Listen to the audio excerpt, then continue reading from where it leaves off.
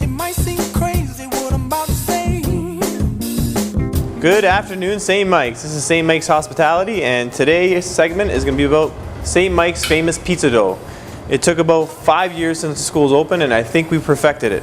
Okay? Main ingredients in a pizza dough are flour, warm water, yeast, salt, and oil. Okay? I can remember a story when I went to Napoli with my family in Naples and watched them make pizza dough. It was the best thing I've ever tasted. So having a good pizza dough is important, but we want to know how it's made. The first thing and main ingredient in pizza dough is yeast. Okay? So yeast is a microorganism, but you need to activate it at a certain temperature.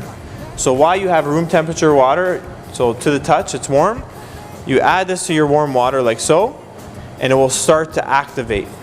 And how you know it activates, it starts to foam up and you see that it's coming back alive. So you can whisk it in, just to blend it in a little more. And if you see, I have 1 cup of warm water separate from the 7 cups that I need for the recipe. Then after that, you add sugar. Sugar activates the yeast even more. So when you add the sugar, it will give it a little more spunk to it, and it will just activate even faster. So just whisk it in. You let that sit there for 2 to 3 minutes. Okay? In the meantime, what we found best, because of our machine, it's a big machine, is to mix by hand first all the ingredients. Because what happens before in the past is that this flour would go out everywhere, and we want it to be clean in our kitchen. So one of the main things before you start this whole recipe, which you'll be provided before class and will be provided on the video, is your mise en place, your pre-preparation process. So you have to have everything ready before you begin. So the first step that we recommend is that you can add your oil to the 7 cups of warm water that is already pre-measured. Set that aside. We're not going to need this bowl actually. You're going to add your water to here.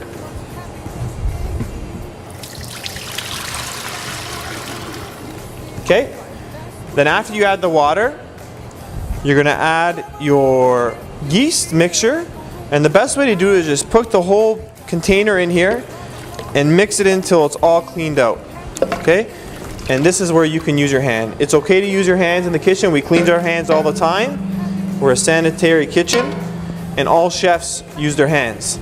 One of the main things about pizza dough we need to learn is the feeling and touch of it. It has to feel the right way. So the next step is this, is you're going to add your salt to your flour, and you're going to mix it in with your hand before it goes in. Why? You need to incorporate the salt everywhere properly so it's distributed, so you don't have one area of the dough that is very salty and and the other part is not salty. Okay? Balance is very important in dough. And then once you do this part, one thing I learned going to Italy is they mix it with their hands. The best pizza dough in the world is made there. So you just put a little at a time. Put 1/3 at a time. So 1/3 you just mix in with your hands like so. And it will look like a soup almost. Okay? Then you add a little more. Okay? Comes together. Now why we do this? One step is it comes together and it should be a warm feeling so you know the touch of it and it starts to come together. Okay? Then you add the rest of the flour and keep a little just for extra. Never add all the flour. So if you see in here, the dough is mixing in. Okay? And it's still wet, which is fine. The flour still has to incorporate in properly, okay? And just before we're done this, we'll head over to the machine soon. Okay? I'll keep this flour for the machine.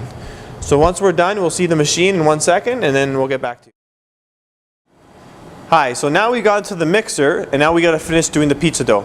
This is a bench mixer in our kitchen. There's a lot of safety. You can really get injured. First rule of thumb, do not put your hand in this mixer. Second rule, if you don't know how to use it, you have to talk to the teacher to get your permission to use it. When it is set to a certain setting, do not change the setting unless you ask the teacher or the teacher tells you to. This is how we get injured in the kitchen, and you can get really hurt. When we tell you to mix a certain way, you have to mix it a certain way and that's it. That's how the machines break. They cost a lot of money, and we're more concerned about the safety of the students and staff in the kitchen. Okay? And there's a lot of safety features on this. So, you have your bowl that we mixed already with the pasta. In the back, there's a little notch. That notch is inserted into this hole into the mixer. It's a safety mechanism.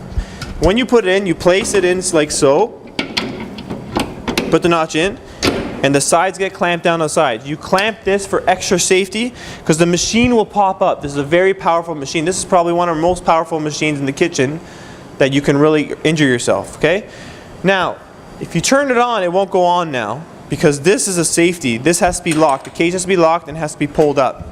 Before that, this is the dough hook. This tool here, hook, is only used for dough purposes, not for cookie batter, not for cake batter, only for the doughs. When you place it in it, it's like our little KitchenAid mixers. Once you put the dough hook, you just place it up like this and twist, and then it locks down. To make sure it's locked down, it won't come back down. Then you raise this up like so, and it stops there. Lock the cage, make sure it's on the dough hook setting. There's a picture of a dough hook right there, and you start to mix. When it starts to mix, it's going to incorporate all the flour that's in. This takes away the kneading process. So you don't have to do it like they did a long time ago and they had to use their hands. That would take 20 to 30 minutes to do.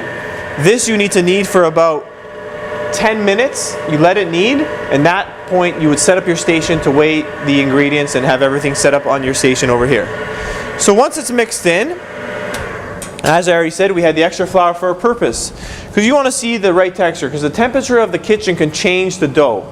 So you have to monitor it. So the recipe is right, but the dough is a feeling and a look. Okay?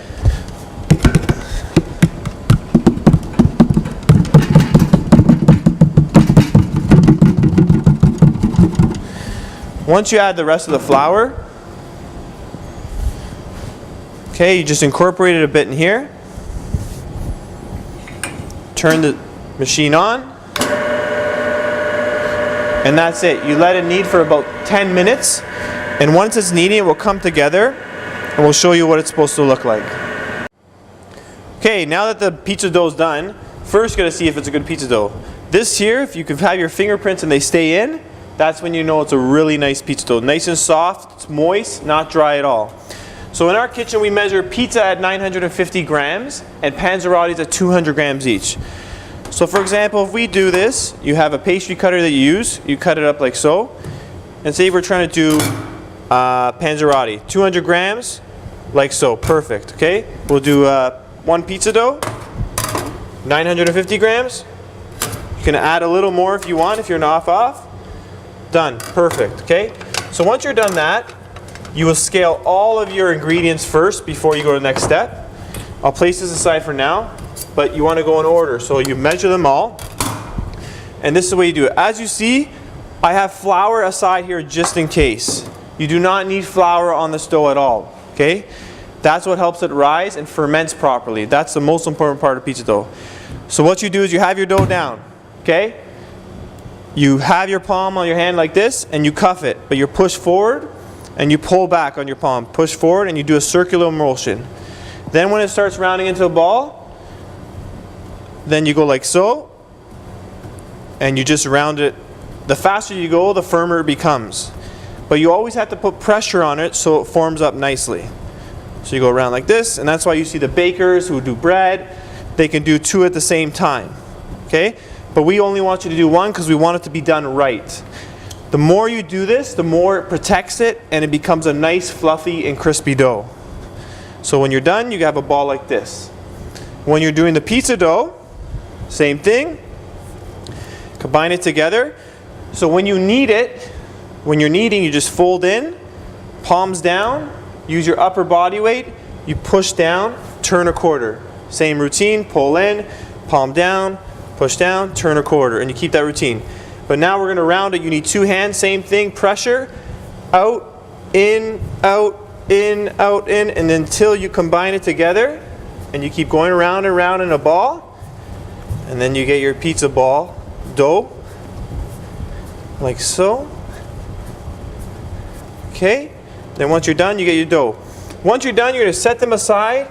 You'll place them on a tray with a little bit of flour. You set it aside, you wrap it up, and we let it rest. And that's all you do.